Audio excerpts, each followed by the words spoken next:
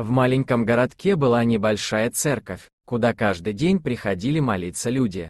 Казалось, это была обычная церковь, но все же в ней было что-то странное и уникальное. Один из посетителей, который приходил каждый день, не был человеком. Это была собака. Четвероногий друг сидел в глубине храма во время проповеди и уходил после службы. Собак, конечно же, приветствовали в церкви, но при условии, что они хорошо себя вели. Так что само по себе присутствие зверя не было самой необычной частью истории. Однако дело в том, что собака приходила одна. Казалось, у нее не было хозяина, и она приходит по собственной воле. Никто ничего о ней не знал, даже откуда она пришла и куда потом ушла. Тем не менее, она вела себя хорошо и не вызывала волнения или тревоги. Священника и прихожан поразило то, как грустно выглядела собака.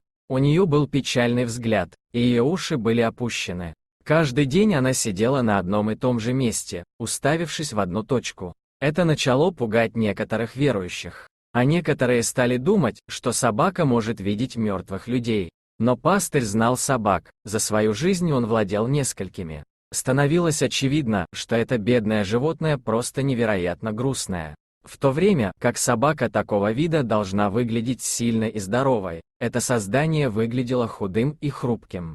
Казалось, что у него нет дома. Она жила на улице и выискивала остатки, чтобы пропитаться. Возможно, она пришла в церковь за теплом, защитой и общением. Но священник не мог подумать, что собака пришла просить о помощи. Но какая помощь? После проповеди священник объяснил свои мысли некоторым прихожанам и попросил их помочь ему искупать и почистить животное. К счастью, люди согласились и надеялись оказать бедному животному любую возможную помощь. Собака заслужила счастье.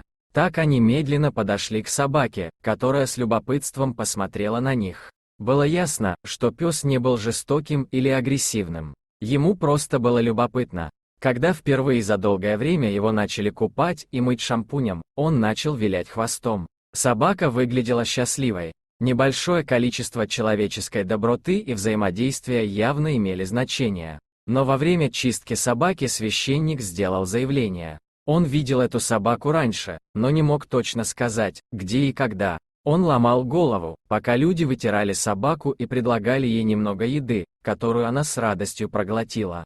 Священник решил пока отложить загадку. В тот момент важнее было убедиться, что собака счастлива и здорова, прежде чем ее снова отпустят. Поэтому было решено отвезти ее к ветеринару.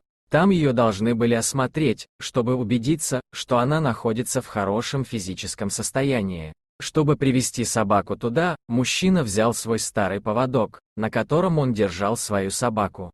Как ни странно, четвероногий друг без проблем надел поводок и, казалось, даже наслаждался моментом. Он послушно шел рядом всю дорогу до ветеринара. И он не делал никаких лишних движений, когда его осматривали и проводили несколько анализов. К счастью, результаты пришли быстро, и собака оказалась практически здоровой. Ветеринар также проверил животное на наличие микрочипа. Если бы он был, они могли бы выяснить, кто его владелец. К сожалению, найти микрочип не удалось. Это был тупик. Казалось, они никогда не узнают, кому принадлежала собака. Когда они разочарованно возвращались в церковь, из магазина вышел мальчик и заметил священника с собакой. Он подбежал к собаке, крепко обнял ее и назвал Томми. Священник, совершенно ничего не понимая, спросил, почему мальчик так его назвал. Мальчик ответил, что так зовут собаку, и что она принадлежала пожилой женщине в этом районе. Внезапно священник вспомнил, где он раньше видел эту собаку. Она принадлежала пожилой женщине по имени Мария. Она скончалась несколько месяцев назад, когда старость, наконец, настигла ее. Чтобы подтвердить свою теорию, он сделал небольшой крюк и пошел к дому, где когда-то жила Мария. Словно зная, куда они идут, Томми начал тянуть поводок и повел священника прямо к старому дому Марии. Это должно было быть правдой. Томми сел и с ликованием посмотрел на дом. Теперь он был пуст и заброшен.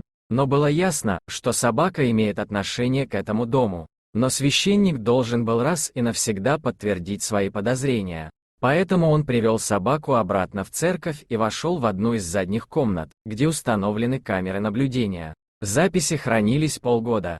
Надеюсь, на них будут кадры с похорон Марии. Возможно, он увидит что-то, что подтвердит историю и раз и навсегда идентифицирует Томми. Итак, мужчина начал просматривать отснятый материал. Он искал нужное время и правильный день. И, наконец, он нашел его. Секрет теперь был раскрыт. Когда гроб Марии медленно внесли в церковь, за ней проследовала собака. Это был Томми.